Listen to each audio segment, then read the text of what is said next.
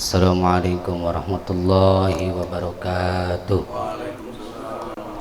Ya Rabbi bil Mustafa balligh maqasidana waghfir lana ma madha ya wasi'al karami ya Rabbi bil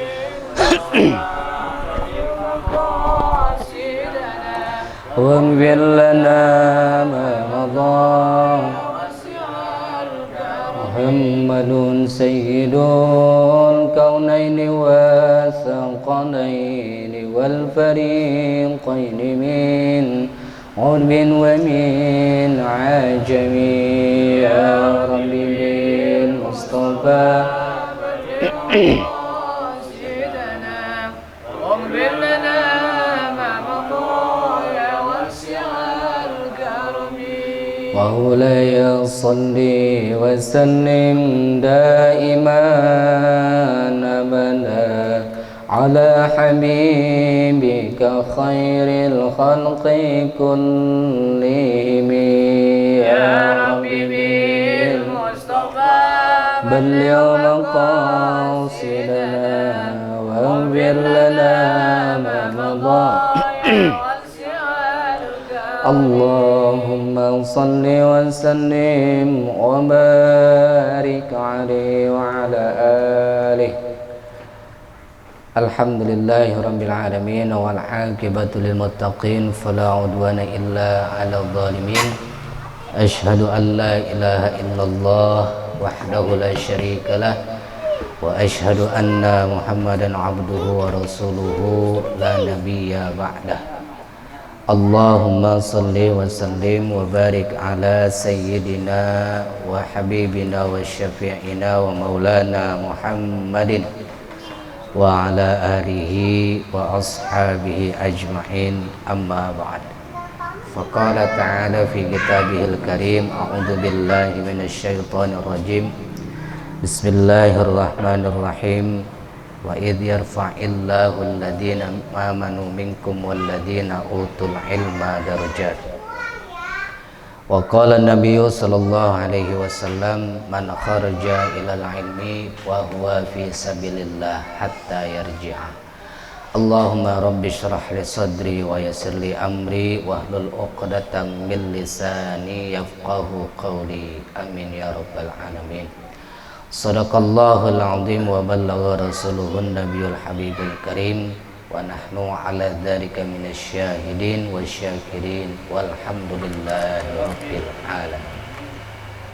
Hadratul mukarram, para guru, para ulama, wabil khusus jamaah, para penduduk surga, dan juga para jamaah yang lain yang alhamdulillah pada kesempatan ini, malam ini kita bersyukur kepada Allah atas nikmat karunia, taufik, hidayah, kita bisa kumpul kembali di majelis ini setelah sekian lama kita berhenti sejenak.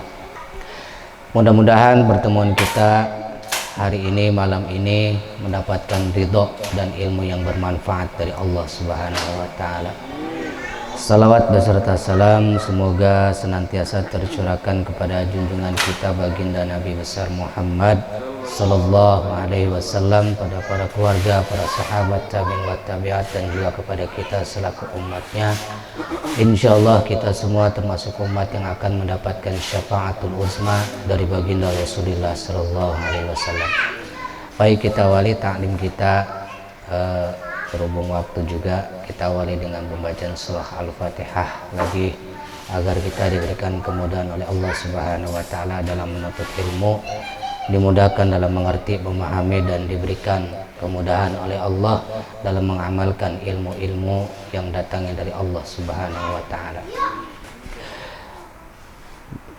Nawaitu qiraatul Fatihah ila hadratin Nabiyil Mustafa Muhammad Rasulullah sallallahu alaihi wasallam wa ala alihi azwaji wa dzurriyyati wa ahli baitil kiram wa ala hadhihi niyyah wa ala kulli niyatin salihah. Al-Fatihah. A'udzu billahi minasy syaithanir rajim. Bismillahirrahmanirrahim. Alhamdulillahi rabbil alamin arrahmanir rahim maliki yaumiddin iyyaka na'budu wa iyyaka nasta'in ihdinas siratal mustaqim siratal ladzina an'amta 'alaihim ghairil maghdubi 'alaihim waladdallin. Rabbi ighfirli wa liwalidayya amin. Bismillahirrahmanirrahim. Faslun fi nawaqidil wudu. Sekarang kita akan membahas tentang perkara-perkara yang ngebatalin wudu.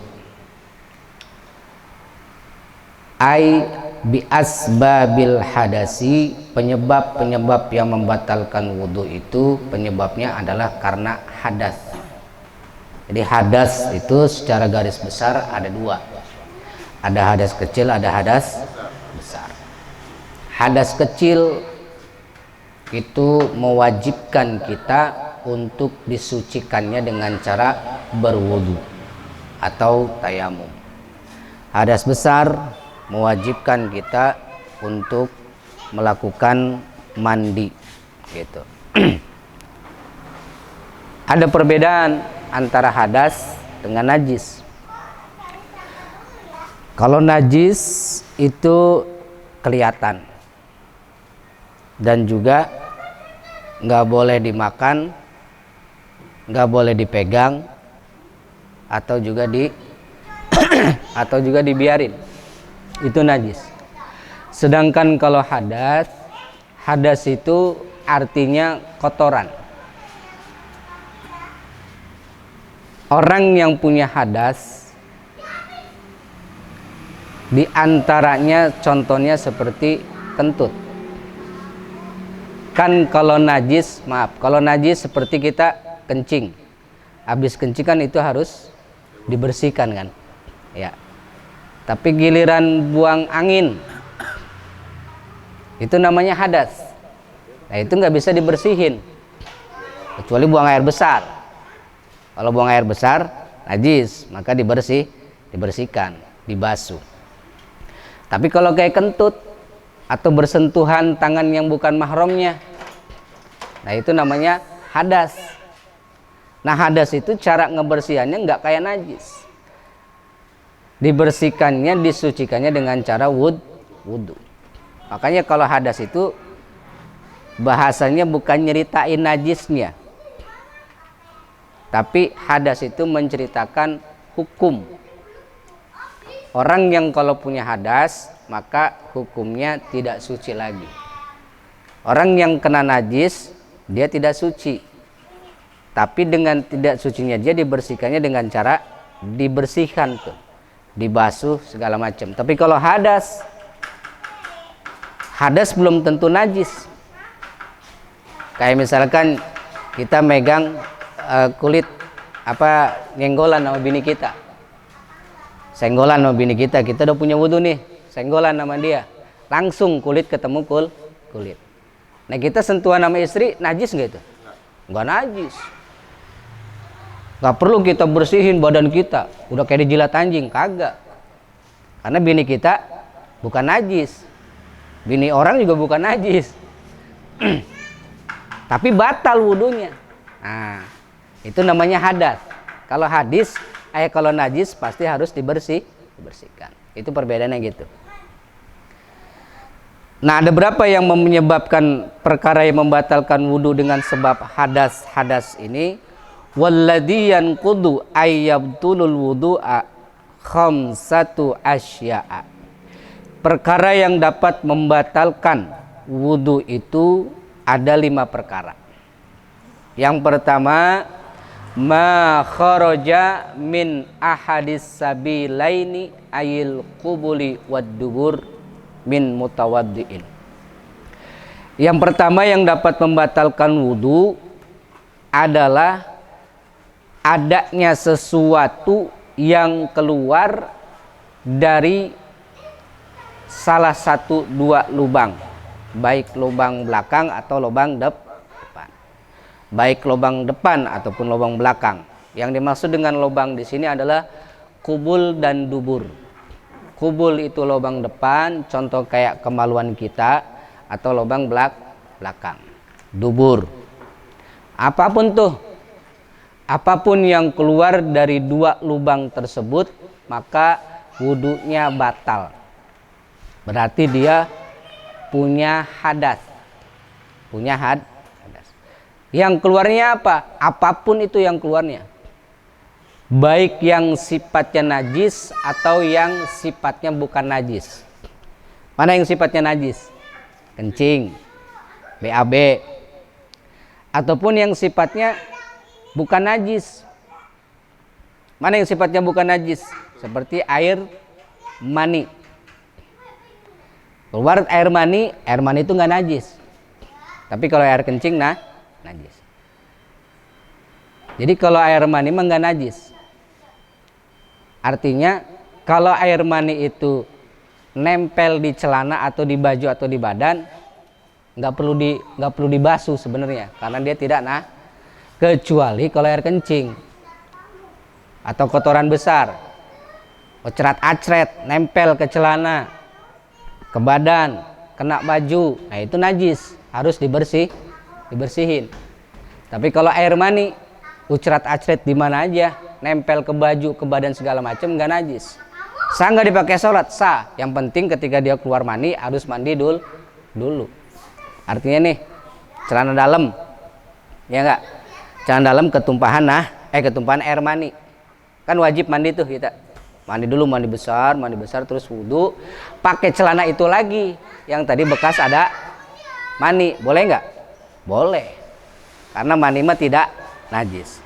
Tapi kalau kecuali kalau celananya itu kekencingan, walaupun ente udah mandi, walaupun ente udah wudu, tapi celana yang kena air kencing tadi nggak boleh dipakai, karena itu najis. Dibersihin dulu tuh.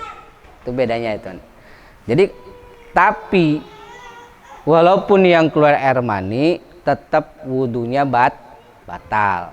Bahkan kalau keluar air mandi keluar air mani disebut hadas besar. Maka wajib mandi terlebih dahulu, baru udah gitu kita wudu lagi, habis wudu baru sholat. Walaupun yang keluarnya itu yang biasa ataupun yang jarang, yang biasa ya tadi ya kayak kencing segala macam, ataupun yang keluarnya jarang seperti mana? Seperti darah ataupun nanah, itu tetap wudunya batal. Jadi simpulnya yang pertama, apapun yang keluar dari salah satu dua lubang, baik lubang depan ataupun lubang belakang, maka itu berarti dia hadas, wudunya batal, wajib wudu lagi. Siapa tuh yang batal? Yang batal itu orang yang punya wudu, Jadi kalau kita ada punya wudu, keluar sesuatu dari salah satu dari dua lubang tersebut, batal otomatis wudunya. Bagaimana kalau si mayat? Kalau si mayat batal nggak?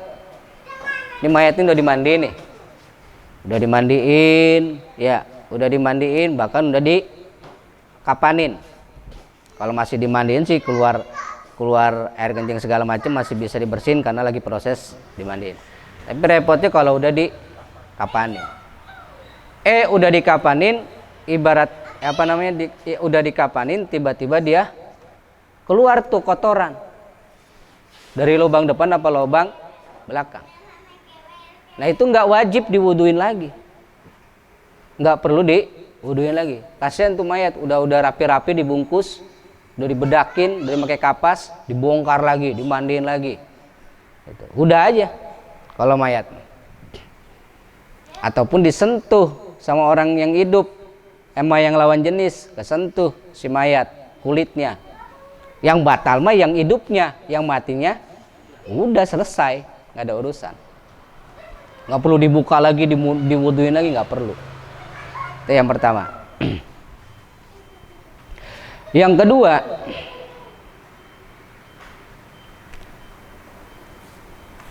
wasani yang kedua, an-naumu ala ghairi hayatil mutamakkini.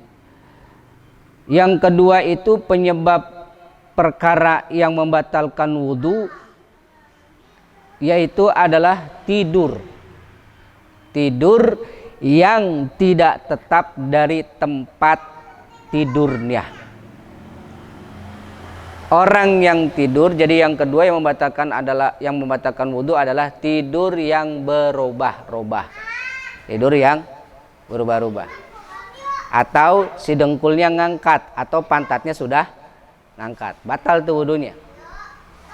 Makanya kalau orang yang tidur, kalau orang udah tidur kan udah nggak sadar tuh dia. Bedain kalau mana tidur sama ngantuk.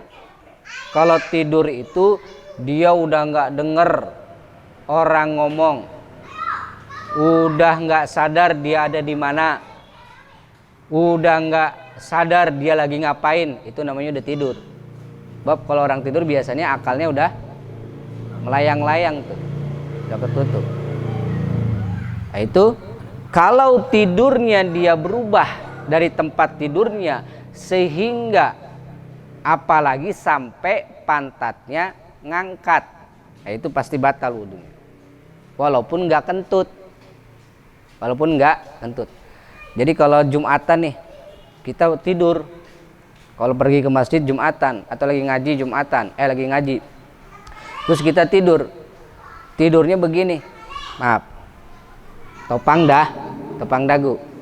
Ini tidur gini nih, si lobang pantat udah ngangkat, nah itu batal. Kan nggak keluar angin walaupun nggak keluar angin. Karena yang namanya orang tidur dia nggak sadar, udah selesai itu, udah nggak ingat apa-apa. Jadi kalau sama yang lagi nggak tidur, lu tadi kentut lu tidur, gua nggak pernah tidur sambil kentut. Nah buktinya berarti dia tidur, karena dia nggak sadar. Sekarang saya tanya deh, Bang Indro semalam tidur jam berapa? Nggak tahu ya. Kalau ada yang nanya, saya tidur semalam jam 9 berarti belum tidur itu. Kenapa kok belum tidur? Ya, berarti masih sadar, dia masih ngaku jam 9. Orang tidur mah nggak tahu tidurnya jam berapa, cuman masuk kamarnya iya kali jam 9 gitu. Beres-beres celentangnya jam 9. Tapi kalau udah tidur nggak tahu dah. Jadi tidurnya yang berubah itu wudunya batal. Apalagi kan kalau kita kalau tidur tuh orang biasanya udah guling-gulingan, guling kiri, guling kanan. Itu batal wudunya, udah wudunya batal. Kecuali tidurnya yang tetap nggak berubah. Dia tidur kayak orang semedi begini aja. Nggak goyang-goyang, nggak sampai ininya ngangkat. Kan kalau tidur duduk nih, kalau ini yang nggak ngangkat tuh nggak batal. Kalau si pantatnya nggak ngangkat. Tapi kalau dia udah ngangkat batal. Kecuali kalau tidurnya begini, nggak goyang sedikit pun, nggak berubah. Tapi kan rata-rata orang kalau tidurnya duduk aja suka goyang, batal udah. Tidur begini, belakang ngangkat, samping set, udah ngangkat tuh. Walaupun nggak sampai begini banget, udah ngangkat begini aja udah, batal. Apalagi udah ke belakang, bludak, ngejeledak, udah selesai, batal. Itu udah batal wudunya. Jadi yang kedua, batal wudunya gara-gara tidur, yang mana tidurnya itu tidak tetap, artinya berubah posisinya dari tempat tidurnya. Yang kedua, paham sampai sini? Bagaimana kalau tidurnya berdiri? Kalau tidurnya berdiri, benar-benar tidur, ada nggak yang tidur berdiri? Kalau yang tidur berdiri juga sama, tidurnya berdiri juga sama. Kalau tidurnya nyender, boleh nggak? Silakan, asalkan dia tidak berubah begini aja nyender, nggak goyang-goyang sampai pantat ngangkat. Maksudnya berubah dari tempat tidurnya itu dari tempat pijakan dia. Mau celentang kek, mau duduk kek, kalau nyender begini tidurnya, kalau dia nggak berubah gini kiri kanan depan belakang, itu nggak batal. Tapi kalau tidur udah ngangkat begini, udah begini, itu udah batal. Jadi posisi bagaimanapun dalam keadaan dia tidur, kalau berubah, kalau tidurnya duduk, kalau pantat yang ngangkat, dia sudah batal. Tapi kalau enggak begini aja tidurnya, nah itu enggak batal, asalkan dia tidak berubah. Tapi rata-rata orang tidur, kalau udah tidur kan nggak sadar tadi. Yang namanya tidur udah nggak ingat apa-apa. Udah nggak ingat apa-apa. Nggak ingat dia ada di mana, nggak ingat dia lagi ngapain, nggak dengar suara orang, nggak sadar ya. Itu namanya tidur. Tapi kalau masih ngantuk-ngantuk, itu beda lagi. Bukan tidur namanya. Kalau yang namanya ngantuk itu mata memerem, tapi dia masih dengar suara. Dan dia masih sadar sebenarnya dia ada di mana. Gitu. Kayak Jumatan kan kita sering gitu ya. Jumatan gini aja. Kita masih sadar nih. Walaupun mata merem ngantuk, itu bukan tidur, ngantuk. Tapi masih dengar kita lagi Jumatan, ingat, dan masih dengar khotib lagi berkhutbah, walaupun suaranya nggak jelas, nggak dengar apa sih dia ngomongin, kedengeran suara doang. Nah, itu namanya belum tidur. Kalau menurut fikih itu masih ngantuk ayam. Kalau bahasa Arabnya nu'as. Itu yang kedua. Wasalisu yang ketiga yang menyebabkan batalnya wudu adalah zawalul akli, hilangnya akal. Yang ketiga yang menyebabkan wudunya batal adalah hilangnya akal. Akal itu apa? Akal itu kalau secara bahasa itu adalah sesuatu yang al-man'u, pencegah. Akal itu pencegah. Secara etimologi akal itu artinya pencegahan. Makanya kalau orang yang berakal itu kan dia bisa mencegah tuh. Mencegah kalau perbuat yang mana yang baik, mana yang buruk. Kalau orang berakal dia bisa mencegah dirinya dari sesuatu yang tidak baik. Akal itulah, adaannya akal itulah yang bisa menghalangi dia. Menghalangi dia dengan akalnya, dia bisa menghalangi untuk tidak berbuat sesuatu yang dilarang. Itu secara etimologi itu namanya al-aqlu, ay al-man'u, pencegahan. Tapi yang dimaksud apa namanya akal secara syariat adalah bimakna at-tamyizu wa yu'rafu bi annahu sifatul alati allati bi annahu sifatun yumayyizu biha bainal hasan wal qabih. Akal itu secara definisinya adalah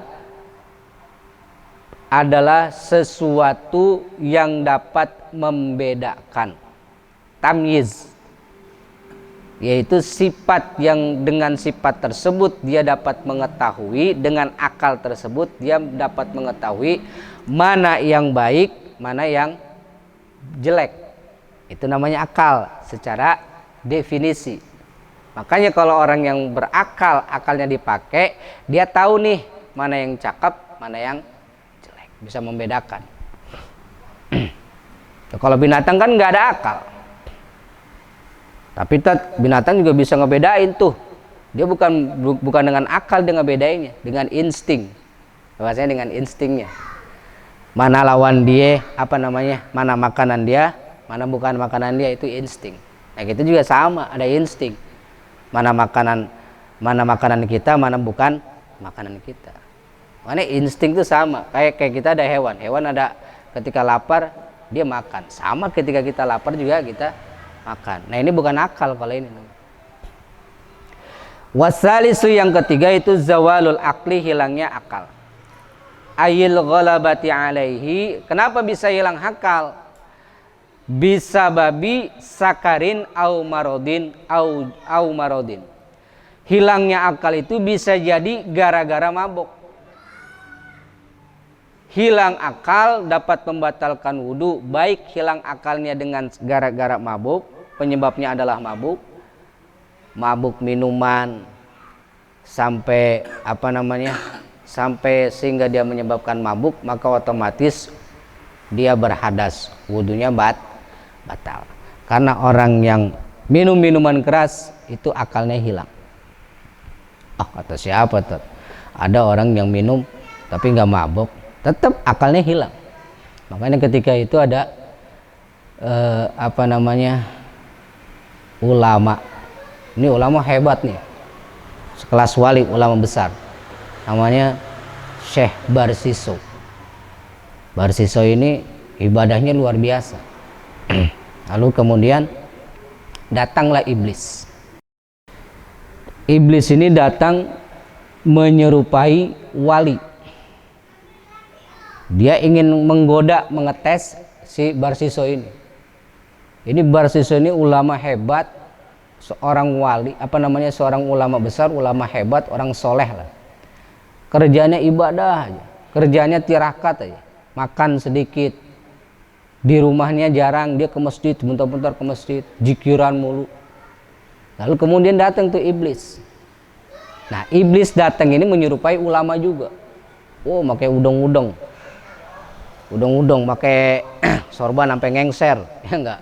Bawa tasbih gede, jikiran dia, jikir ibadah, jikir ibadah, jikir ibadah, jikir ibadah. Nah, Barsiso ngelihat iblis.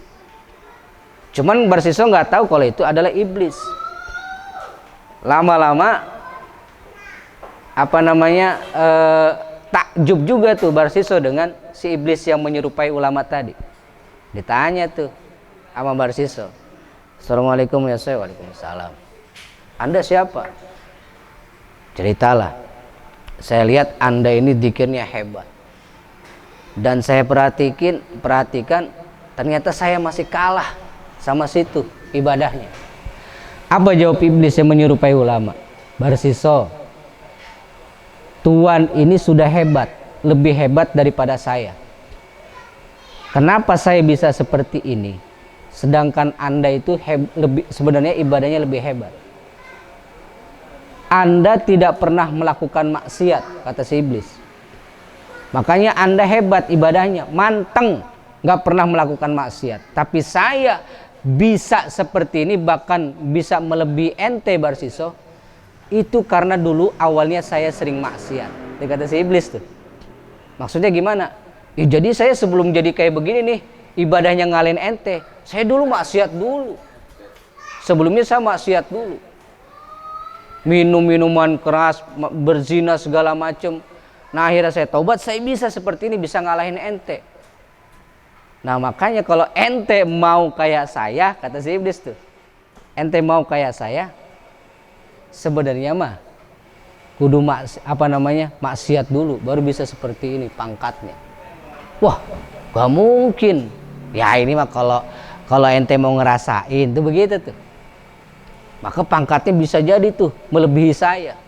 Saya bisa begini karena saya pernah ngalamin maksiat. Jadi ibaratnya gitu. Wah, saya nggak berani maksiat, apalagi berzina, apalagi sampai membunuh, kata si Barsiso. Kata iblis, nggak usah gede-gede maksiatnya, Allah Maha Pengampun. Ente maksiat sekali aja Allah pasti ngampunin tuh. Oh, ente maksiat sekali Allah pasti ngampun. Sedangkan saya aja berkali-kali Allah nerima tobat saya tuh, kata iblis tuh. Bisaan dia ngomongnya, ngebujuknya. Udah deh, coba sekali-kali maksiat yang entengan aja, yang entengan. Kan nggak berani ngebunuh nih, merkosa anak orang nggak berani. Udah yang entengan aja. Apa yang entengan? Minum aja, minum minuman keras, jangan sampai mabuk. Udah nggak usah sampai mabuk. Pikir-pikir iya juga ya, kalau minum sedikit mah nggak mabuk kali. Nah, akhirnya terbujuklah dia oleh iblis tadi. Udah, kalau mau mah gitu aja, cobain, nanti ente tobat lagi tuh, bisa lebih hebat ibadahnya dari saya.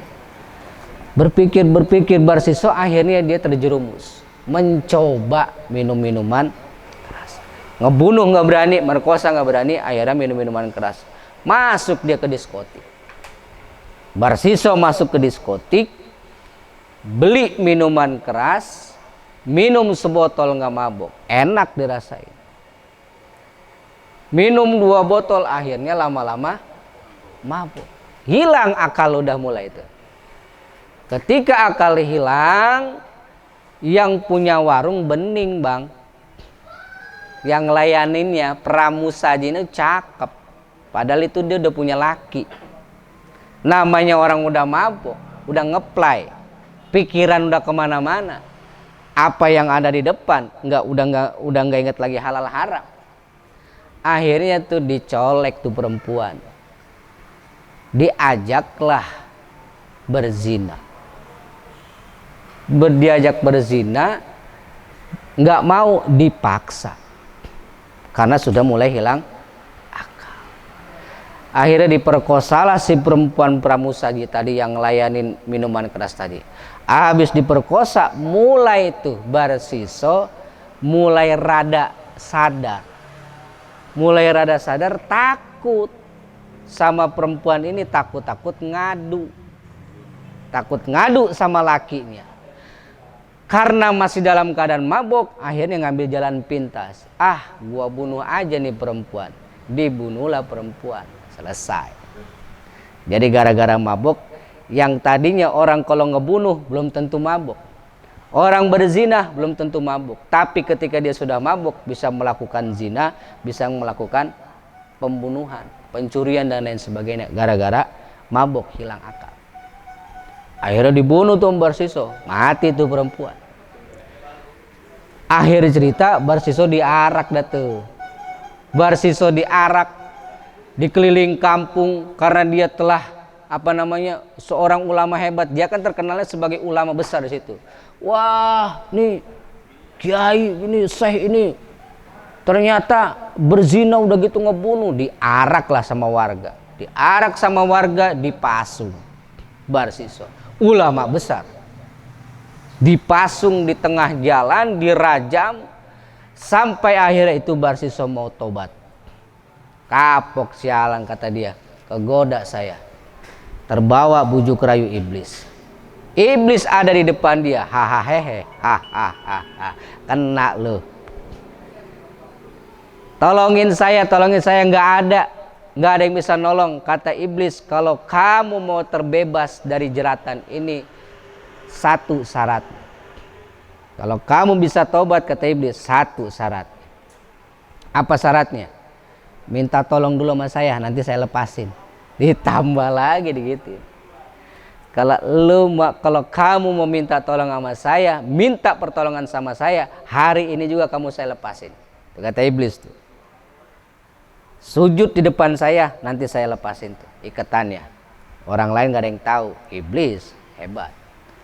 Akhirnya itu Barsiso sujud di depan iblis. Kan udah diarak, bagaimana ki? Diarak, disiksa sama warga, dilemparin batu, dirajam gitu. Udah kewalahan, akhirnya Barsiso minta tolong sama iblis. Udah minta tolong sama iblis, syaratnya sujud dulu di depan saya. Pas ketika sujud itu Barsiso langsung pada saat itu juga mati itu Barsiso. Menyembah iblis. Hilang pangkat kewaliannya, mati dalam keadaan kufur. Naudzubillah. Tuh. Berarti orang yang mabuk hilang akalnya. Kalau sudah hilang akalnya, maka sudah tidak peduli lagi halal dan haram. Makanya Rasul melarang orang yang dalam keadaan mabuk untuk ibadah, haram. Apa kata Rasul? Wala taqrabus shalah wa antum sukara.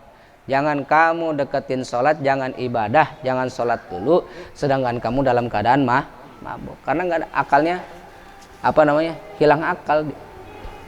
Walaupun orang yang lagi mabuk jago baca Fatihah. Ada nggak yang lagi mabuk jago baca Fatihah? Ada. Orang yang lagi mabuk minuman keras baca surat Yasin, ada nggak? Ada. Anjing, gue juga bisa baca Fatihah mah, bisa dia. Lagi mabuk, lagi ngeplay. Kalau kata orang, gue nggak takut sama lu ya, ngomong ulama. Orang mabuk kan ngomong gitu, berani, udah hilang akal. Ngomong udah ngaja, goblok. Udah ngaco dia, hilang akal, batal wudunya. Matanya. Arak ya sama arak.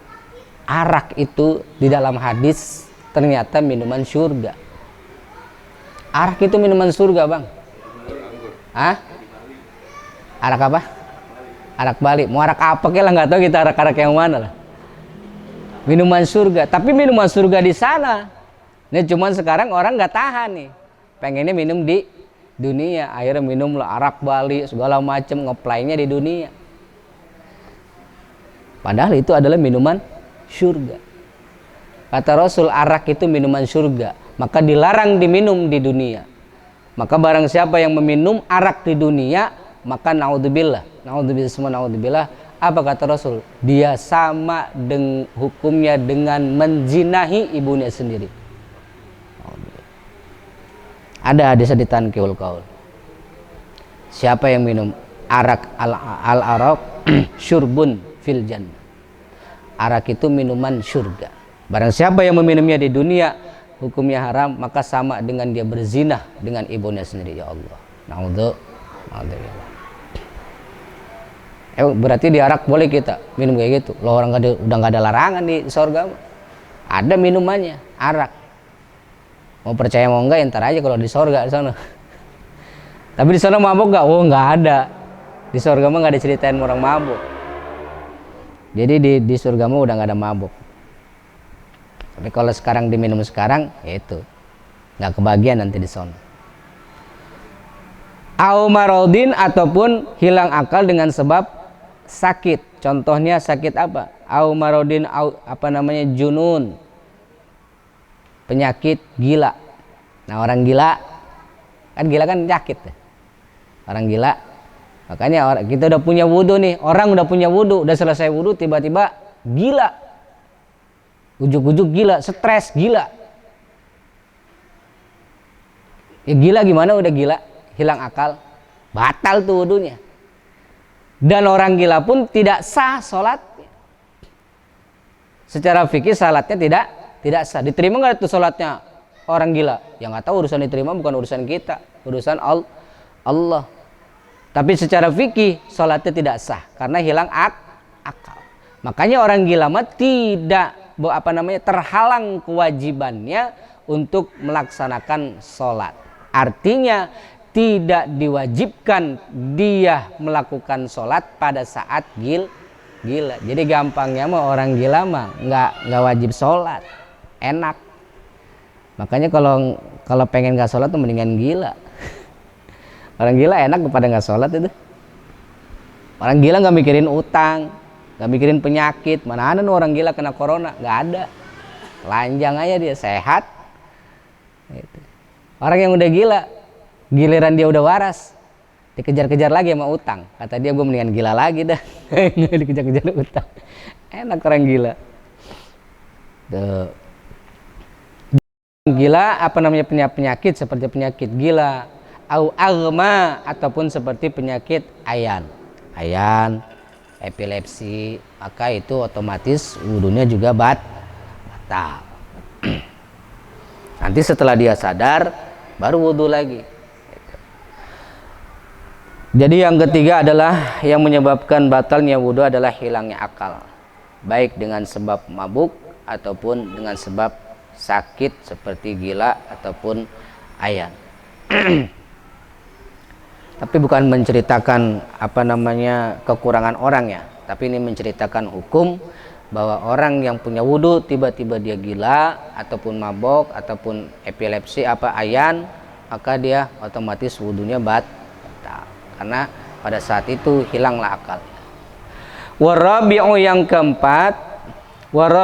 keempat lamsur rajulil mar'ata al ajnabiyata. Yang keempat yang membatalkan wudu adalah memegang atau menyentuh kulit laki-laki kepada perempuan atau kulit perempuan kepada laki-laki al ajnabiyata, wanita atau laki-laki yang asing alias yang bukan mahramnya. Jadi nyebutnya mahram ya, bukan muhrim. Kalau muhrim mah Bang Indro kemarin orang yang lagi ihram. Kalau mahram itu orang yang diharamkan atau orang yang diharamkan untuk kita nikahin. Itu mahram namanya, yang diharamkan. Nah, ini menyentuh kulit laki-laki ataupun menyentuh kulit lawan jenis lah. Menyentuh kulit lawan jenis, laki-laki kepada perempuan, perempuan kepada laki-laki, menyentuh, memegang, sengaja atau tidak sengaja, makai syahwat atau tidak makai syahwat, lupa atau sadar, maka kulitnya itu adalah kulit yang kita pegang adalah yang bukan mahramnya, maka wudunya batal. Seperti megang bersentuhan kulit laki-laki kepada perempuan seperti menyentuh kulit istrinya, istri kita. Istri kita batal tuh, kan itu istri kita, tapi dia bukan mahram kita, bukan mahram kita. Kenapa cirinya? Ya kan kita nikahin tuh. Kalau dia mahram kita berarti kan, kalau dia mahram kita dia nggak boleh kita nikahin. Makanya dia bisa kita nikahin karena bukan mahramnya kita, paham ya? Maka bersentuhan kulit dengan istri kita, langsung kulit bertemu kulit tanpa ada penghalang, baik disengaja ataupun tidak disengaja, baik pakai syahwat ataupun tidak bersyahwat, itu hukumnya batal wudunya. Berarti dia punya hadas. Nyentuh siapa lagi selain istri kita? Ya nyentuh kulit istri orang, sama batal wudunya. Nyentuh kulit lakinya orang, sama batal. Siapa lagi? Sepupu kita, sepupu batal. Bang Indro punya sepupu perempuan. Adik apa? Adik kandung enggak, itu mahram. Itu haram kita nikahin. Kalau sepupuan batal. Ponakan ketemu ponakan, itu sepupu, batal tuh. Anaknya Bang Anung sama anaknya Bang Indro, umpama ada lawan jenis. Bang Indro punya anak perempuan, umpamanya. Anak Bang Indro adalah perempuan enggak? Oh belum. Misalkan Bang Indro, ya mudah-mudahan ntar ada. Bang Indro punya anak perempuan, Bang Anung punya anak laki-laki. Anaknya Bang Anung, anaknya Bang Indro itu batal wudu. Kenapa batal wudu? Karena anaknya Bang Anung sama anaknya Bang Indro itu boleh nikah. Boleh nikah tuh, sepupuan. Maka dia batal wudu. Gitu. Kakak ipar, adik ipar, sama, itu batal wudu. Kakak ipar atau adik ipar. Ya apa lagi? Kalau mertua nggak batal. Adik tiri batal. Adik tiri batal. Adik tiri atau saudara asuh itu tetap batal. Karena kenapa? Kalau nggak tahu ya nggak masalah kalau nggak tahu mah. Tapi kalau udah tahu batal. Selama nggak tahu, kan ilmu itu sesuatu itu bagi yang tahu. Kalau emang nggak tahu, mestinya batal gitu. Cuman karena nggak tahu, ya nggak tahu, namanya nggak tahu. Pas udah tahu kan, oh batal ya, berarti udah tahu deh. Kalau mertua nggak batal. Orang adik, kakak, bibi, uwa, paman, kakek, nenek, apalagi ke atas, uyut, itu nggak batal. Karena itu semua haram dinikahin. Termasuk juga mertua kita. Kita sama ibu mertua kita nggak batal itu mah. Kenapa? Karena haram kita nikahin. Ilokan istrinya kita nikahin, anaknya, emaknya kita juga nikahin, nggak boleh. Walaupun tuh orang itu udah cerai sama istrinya, walaupun nanti itu orang udah cerai sama istrinya, tetap ama itu mah tetap manggilnya mertua. Nggak ada mantan mertua, ada juga mantan istri. Tuh. Nah yang nggak batal mah itu tadi, bibi, uwa, ponakan, adik, kakak, bapak, ibu, kakek, nenek, itu nggak batal. Yang batal itu sepupu, istri kita, nah itu, dan seterusnya, yang bukan mahram kita.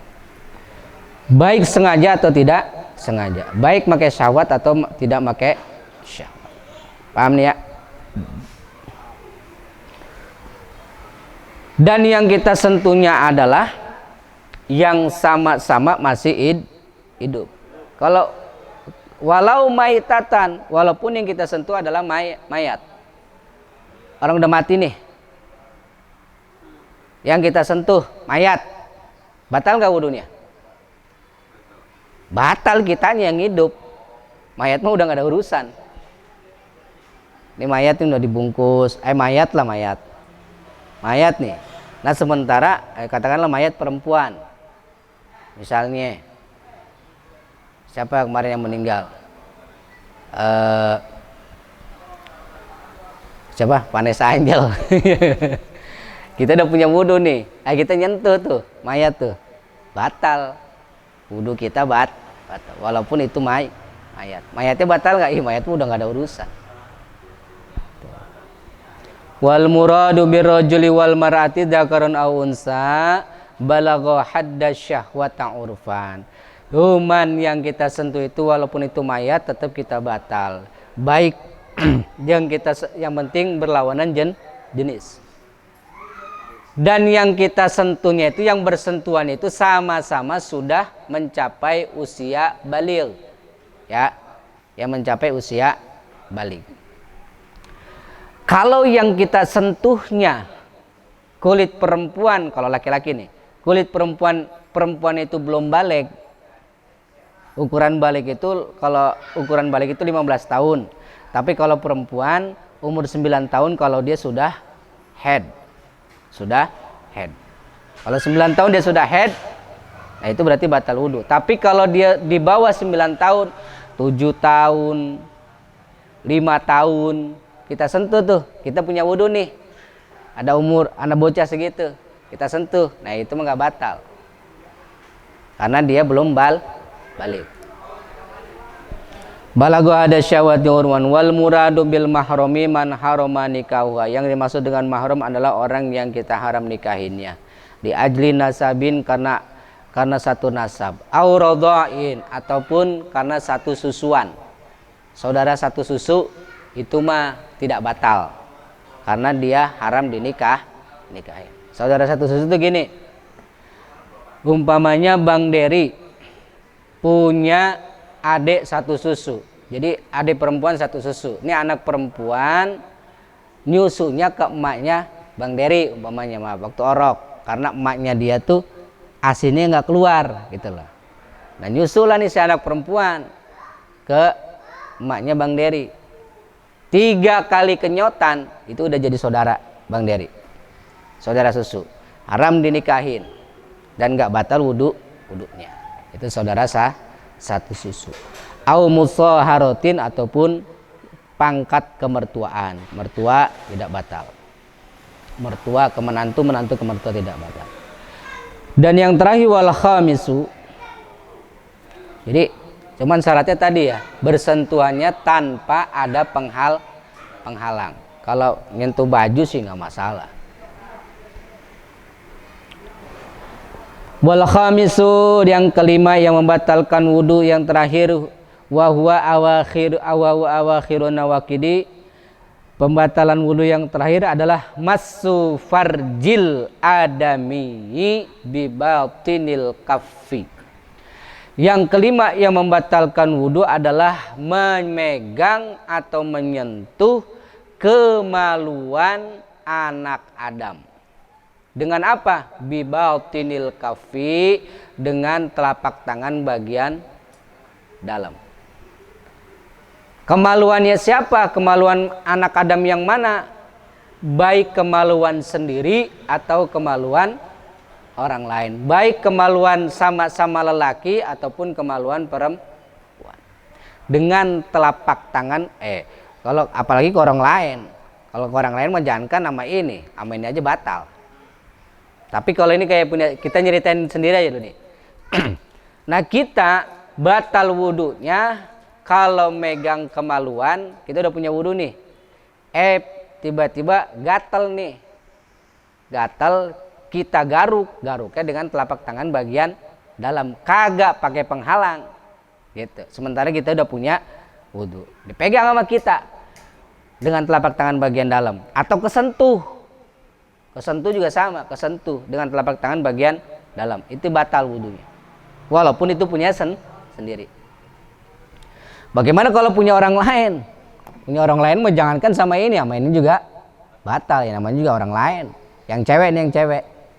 Kalau sama laki gimana? Laki sama laki, kalau tengah dengan telapak tangan bagian dalam batal, kalau dengan ini tidak batal. Kan kalau saya kan di pesantren tuh mandinya kan bareng-bareng, Bang Indro. Mandinya bareng-bareng. Satu kobakan, satu kamar mandi itu mandinya bareng-bareng, ya telanjang bareng-bareng di pondok. Gitu. Kita habis wudhu, kalau kepegangkan dengan ini, plok, nggak batal. Tapi kalau dengan ini, batal. Kenapa kok beda ini sama ini? Kalau ini nggak batal, ini batal. Karena beda rasanya. Beda rasanya. Coba bang. Salaman, diginiin. Geli nggak? Kalau nggak geli berarti normal. Geli, ada rasanya. Tapi kalau ini, nggak ada. Gitu. Uratnya beda. Makanya kalau nyentuh kemaluan sendiri dengan telapak tangan bagian dalam, batal. Jadi perinciannya gini, yang dengan telapak tangan bagian dalam adalah kemaluan sendiri atau kemaluan laki-laki, ya, laki-laki yang sesama jenis, yang sama-sama laki-laki dengan telapak tangan bagian dalam. Yang kedua, kalau yang disentuh adalah kemaluan orang lain, yaitu kemaluan perempuan, mau dengan ini ataupun dengan ini tetap batal. Dengan ini aja batal, apalagi dengan ini. Kalau ini kan nggak syahwat, kalau ini syahwat. Mau begini, kalau yang dipegang adalah kemaluan perempuan, itu batal. Paham? Berarti kalau gini masuknya ke tadi, menyentuh kulit. Kalau dengan ini sama yang bukan mahramnya. Tapi kalau dengan ini itu urusannya lamsur rajuli. Tuh, makanya kalau di yang keempat itu kalau yang di keempat itu lamsu. Kalau yang kelima bahasanya masu. Beda. Jadi kalau masu itu dengan rasa. Paham kan yang kelima? Jadi yang kelima, menyentuh atau memegang kemaluan dengan telapak tangan bagian kemaluan sendiri atau kemaluan laki-laki yang sesama jenis, maksud saya, dengan telapak tangan bagian dalam. Tapi kalau dengan lawan jenis, mau dengan begini atau dengan begini, tetap batal.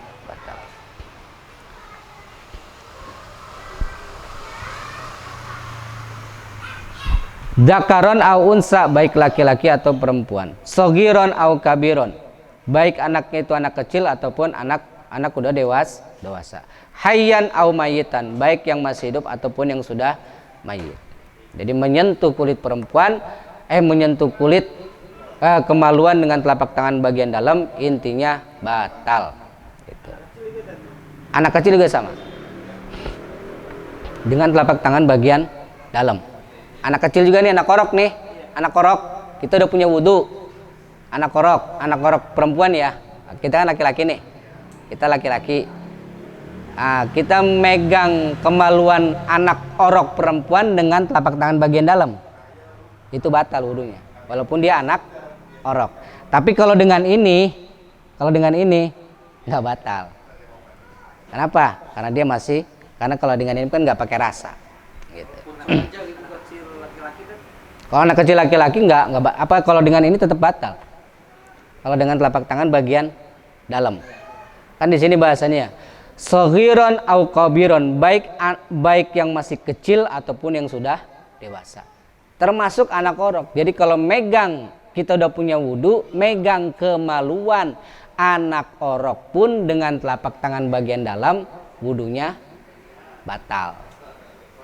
Gitu. Kalau kita udah punya wudhu, megang kemaluan anak orok dengan telapak tangan bagian dalam, wudhunya batal walaupun sesama jenis. Paham? Ya. Jadi mak kita nih, istri nih, lagi nyebokin anak nih, sementara dia udah punya wudhu, batal dia kalau nyebokinnya begini, batal. Dia wudhu lagi. Wallahu a'lam bishawab. Dah, ada pertanyaan? Jadi yang kelima, apa pembatalan wudhu itu ada 5. Yang pertama adalah keluarnya sesuatu dari 2 lubang, baik lubang depan atau lubang belakang. Yang kedua, yang membatalkan wudhu adalah tidur yang tidak tetap dari tidurnya. Yang ketiga adalah hilangnya akal, baik dengan gara-gara mabok atau sakit seperti gila. Yang keempat, memegang atau menyentuh kulit laki-laki kepada perempuan atau sebaliknya yang bukan mahramnya. tanpa ada penghalang. Dan yang kelima, memegang kemaluan seseorang atau kemaluan diri sendiri dengan telapak tangan bagian dalam. Itu batal wudunya, walaupun anaknya itu adalah anak kecil. Batal dengan telapak tangan bagian dalam, mau laki-laki mau perempuan, mau anak orok ataupun mau anak dewasa ataupun anak orok, tetap wudunya batal kalau dengan telapak tangan bagian dalam. Wallahu a'lam bishawab. Ini saja yang dapat saya sampaikan. Ada pertanyaan? Cukup? Ya. Kalau keluar dari pori-pori? Iya, dari pori-pori. Kalau keluarnya banyak, tetap. Kalau keluarnya banyak, berceceran, itu najis. Tidak batal wudu tapi najis. Tidak batal wudunya tapi najis. Artinya najis itu dibersihkan, disucikan lagi supaya tidak najis. Tapi wudunya batal enggak? Enggak. Kalau masih punya wudu. Jadi ketika sudah, yang penting dibersihin lah gitu. Dibersihin, sudah bersih, udah nggak perlu wudu lagi juga nggak apa-apa. Gitu. Seperti kita kayak lagi sholat, kejatuhan tai cecek atau tai burung. Lagi sholat nih, Allahu Akbar, bismillah. Tiba-tiba jatuh tuh tai cecek atau tai burung. Nah itu kalau tai ceceknya itu kering atau tai burungnya itu kering, benar-benar kering, pas kita pegang kering, nah itu mau buang aja begini dalam keadaan sholat juga. Cuman buangnya jangan begini ya. Kalau buang begini ini batal. 3 kali gerak nggak pakai temanina, buangnya gini aja tuh, pakai jari. Udah terusin sholatnya, nggak perlu dibatalin. Tapi kalau ternyata pas dipegang ya basah, udah berarti itu sholatnya batal. Kalau kotorannya itu basah, nempel basah, batalin tuh sholatnya. Bersihin bajunya, disucikan lagi dengan cara dibasuh 3 kali, lalu kemudian kita sholat lagi. Batal nggak wudunya? Enggak, sebenarnya wudunya mah nggak batal. Bersihin aja najis, wudunya nggak batal. Kalaupun nggak wudu lagi nggak masalah. Cuman hanya membatalkan sholat. Tuh bedanya najis sama hadas tuh begitu, ketahuannya gitu. Kalau kentut mah kan lagi sholat kentut, pret aja, batal kan? Sholatnya batal, wudunya juga batal. Berarti kita harus ngapain lagi? Dibersihin nggak pantatnya? Kagak. Apa yang mau dibersihin, orang keluar angin? Dia bukan najis, hadas namanya. Kita hanya wudu ulang, baru sholat lagi. Kalau darah nyamuk kan kadang-kadang iya, najis. Najis. Nggak batal wudu, najis. Artinya sholatnya batal. Kalau lagi sholat. Iya. Ataupun nggak lagi sholat, umpama nggak lagi sholat nih. Walaupun nggak lagi sholat, ada darah nyamuk keteplek aja. Sementara kalau sedikit masih dimaafin. Kalau sedikit masih dimaafin. Tapi kalau udah banyak, artinya banyak itu ukuran kalau satu nyamuk mah, tapi ulama lain mengatakan walaupun darah nyamuk yang segitu sedikit itu najis. Artinya najis, maka harus dibersihin. Dibersihkan dengan air. Nggak cukup cuma dilap begini doang, tapi dibersihkan dengan air. Sudah bersih, udah. Wudunya batal nggak? Kalau punya wudu ya nggak batal. Itu hanya najis doang kalau itu. kadang-kadang saya suka jerawatan dan Ya. jerawatan kan dari itu pas saya sholat masih ada darah just gitu. Gimana? Kalau nggak tahu-taunya pas habis sholat. Nah kalau ini kan dari ini bang, ini jerawat. Kalau sedikit itu masih dimaafkan. Tapi kalau udah banyak bocoran itu batal. Batal sholat. Wudunya nggak batal sholat. Batal sholat artinya dibersihin. Wudu tetap nggak batal. Enggak. Kan tadi yang membatalkan wudu mah cuma 5. Cuma 5. Udah jangan lebih-lebihin tuh. Jangan lebih-lebihin. Yaitu tadi apa? Keluar hadas. Keluarnya sesuatu dari 2 lubang. 2 lubang ini lubang depan, lubang belakang ya. Bukan lubang-lubang yang lain. Gitu. Bukan lubang-lubang yang lain. Yaitu kubulin au duburin, yang maksudnya kubul di sini ya kemaluan depan sama kemaluan belakang. Itu lubang-lubang yang lain enggak, itu apa namanya, beda hal. Itu hanya najis. Kalau yang keluarnya itu adalah najis. Itu keluarnya sesuatu dari 2 lubang. Terus yang kedua kan apa tadi? Tidur. Yang ketiga hilang akal. Yang keempat bersentuhan kulit. Yang kelima memegang kemaluan dengan telapak tangan bagian dalam. Maka selain dari itu enggak. Kalau ini enggak kentut nih, enggak kentut enggak. Iya. Tapi keluar enggak apa di depan kayak Iya. tapi itu enggak bunyi, enggak ada suara juga. Jadi terasa enggak bunyi. Iya. Tetap batal. Tetap batal wudunya. Kayak pokoknya jadi gini. Itu balas juga kadang-kadang. Itu sama, tetap batal. Jadi di fikih pun diceritain. Di fikih pun ceritain, disebut di apa namanya? Di fikih pun diceritain. Itu namanya juga rih. Namanya rih. Ada durrot, ada rih. Kalau durrot itu kentutnya ada suara. Mau suaranya gede atau suaranya kecil. Ada juga yang disebut dengan rih. Rih itu kalau bahasa kita angin.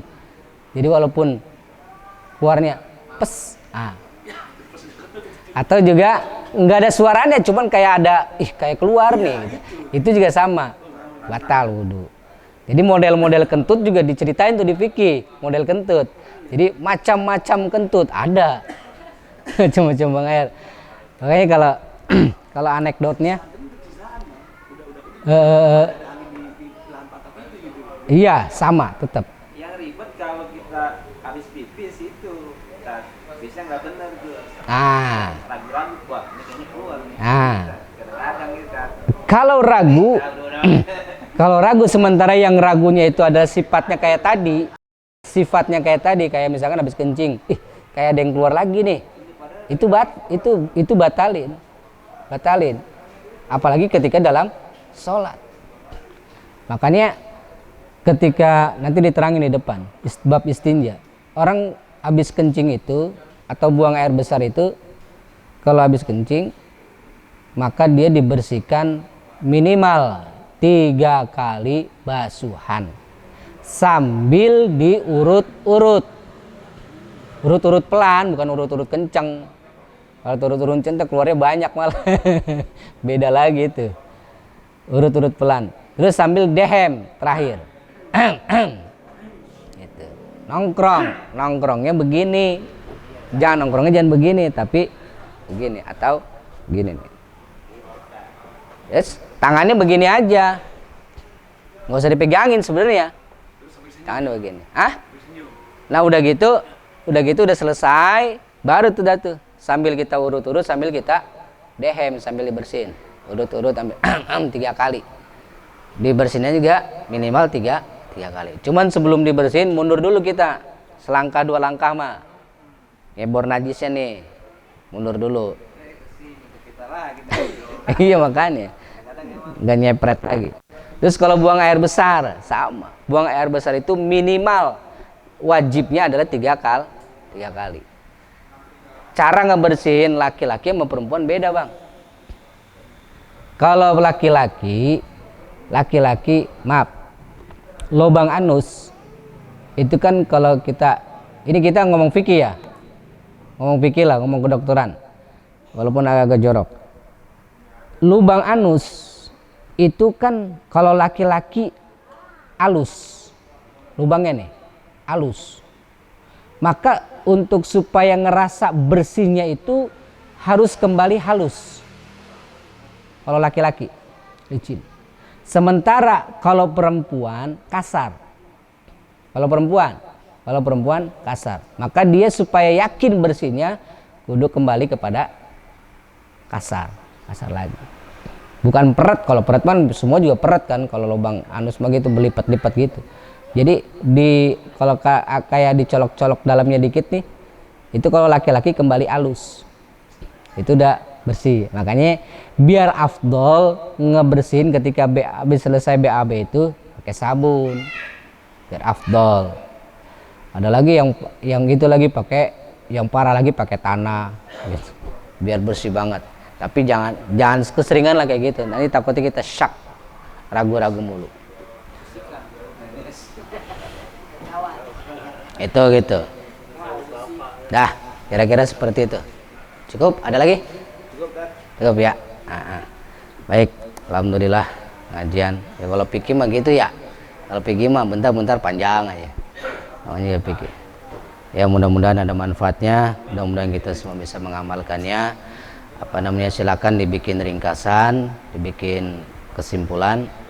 Mudah-mudahan bisa kita amalkan dalam ibadah kita sehari-hari, dan mudah-mudahan kesalahan-kesalahan kita yang kemarin dalam hal ibadah mudah-mudahan dimaafkan, diberikan ampunan oleh Allah Subhanahu wa taala. Dan untuk PT apa ini namanya tadi? Yang baru? Patimban Service Indonesia. Yang baru launching, baru dibuka.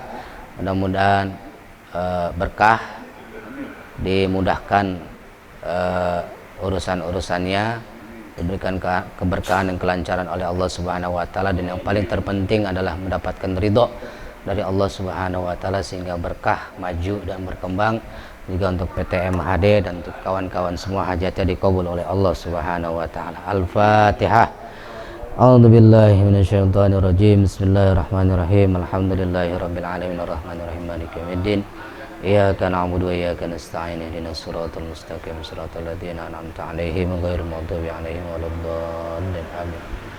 Allahumma shalli wa sallim wa sallallahu ala nabiyyika alhamdu ya ma'bud. Allahumma shalli wa sallim wa barik ala sayyidina Muhammadin fil awwalin wal akhirin. Wa shalli wa barik wa sallim wa radallahu tabaraka wa ta'ala an kulli sahabati rasulillahi ajma'in. Alhamdulillahi rabbil alamin hamdan syakirin hamdan na'imin hamdan yuafi ni'amahu wa yukafi mazidah. Ya Rabbana lakal hamdu wa lakal mulku wa lakal syukru kama yanbaghi li jalali walikal karim wa 'azimi sultanik wa lakal hamdu wa ilaikal mustaka wa antal musta'an la haula wa la quwwata illa billahil 'aliyyil 'azim. Allahumma ighfir lana dhunubana wa liwalidayna warhamhum kama rabbana shighara wa li jami'il muslimin wal muslimat wal mu'minin wal mu'minat al ahya'i minhum wal amwat. Allahumma rzuqna wa auladana min ahlil ilmi wa ahlil khair wa la taj'alna wa auladana min ahli syarri wa ahli dhair.